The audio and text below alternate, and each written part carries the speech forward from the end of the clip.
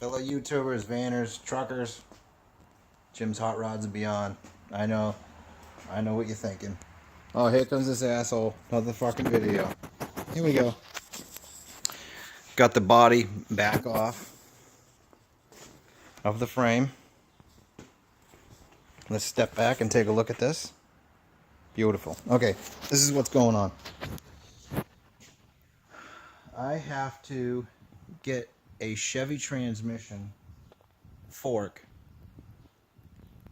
hooked up to a Ford and vice versa to work with. Matter of fact, this is late model stuff. You're talking 60s, 70s, 90s, and 80s. All of the years of interchangeable parts that weren't intended to marry up, and now they all are machined. As you follow the videos, everything works.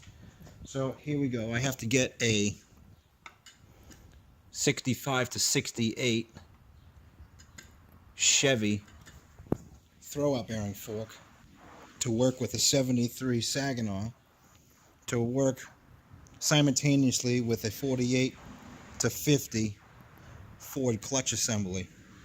The brake clutch is here and the clutch pedal's here. So I come up with this idea, since this is all custom now. You can see I have a hole here in the custom-made frame for the original Ford housing. I have a notch here, and I came up with this idea of a rod and a cantilever clevis assembly. This is 5/8 cold rolled steel, drilled for 7/16 fine thread, tapped. I have a series of 3/8 milled from the Bridgeport every inch on center, just because I need extra adjustment here. Hardened stainless steel bolts with the threads cut off as a pin, because I'm going to show you what the original pins look like. Here's the brake assembly, clutch assembly. As you can see, this matched this.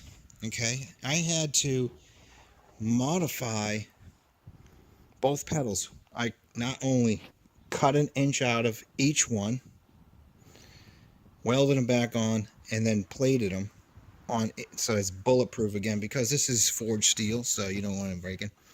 It's not like cast. Not only I bent this one out because I have a 2 1/4 inch exhaust tubing, which is now a polished stainless steel steering wheel. So that's 2 1/4 inner diameter, so it's bigger, because the original column was in the center of these two, which was only 1.5 inches. So bent the brake pedal that towards the right. Clutch assembly, bent it heavily towards the left. Not only it straightens this centered, this one's the pedals are off a little bit, but you really can't tell it. Actually, you want that.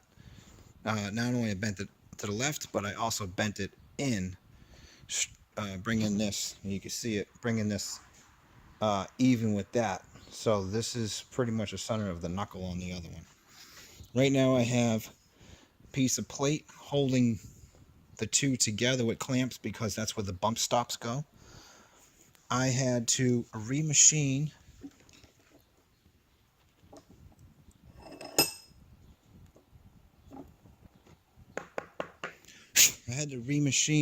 the original pin from Ford. Let's see if I can get a close up of that. Okay, I had to cut it down, reface it, the tip and the stop, and then I took some of this off because I think it was about a 2 or 3 thousandths, because it was all marred up, and I just did that again with the vise, but no big deal. Centered it, re-drilled a new cotter pin hole for a new cotter pin. So now that, not only I had to do this, and I can't remember, I think this is, I forget the size on that bit, but it's like 11/32 or something like that, or something. But brought that down to diameter, because this was all wobbled out, and drill this out to diameter. So now this is nice and tight. And for the clutch, I'm going to use a piece of 1/2 inch cold rolled bent on a 45. Okay, so basically you step on the pedal this way, this brings the rod out. Step on the pedal, brings the rod in, but it brings the pickle fork out as a basic cantilever set. So there you go, that's what I'm doing.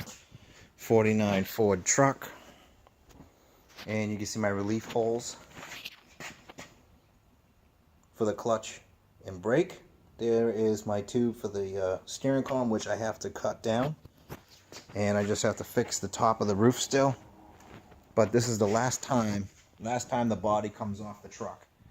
The next time you see it, hopefully it will be in one more coat of epoxy primer with all the body work done, close to paint. The only thing I have to do before I paint that is I have to do the other hinges on the door, sandblast the 2 doors, get them mounted back on the body, and we'll be rolling fat. And I'm gonna go get a drive shaft out of the salvage yard, which is these drive shafts are come to find out, the drive shaft I'm after is from a 5960 Etzel or any full-size F body Chevy or B body Mopar. They're anything that measures between 58 3/4 to 59 1/2. So that's where I'm at, because it's basically it's 58 3/4, 59 3/4. It's 1 inch difference. That's all it is. Just enough so it slides back and forth. Because the space on this Chariot right here, you call a Express Mega Frame, is gonna be pretty cool, man. Take it easy, bye.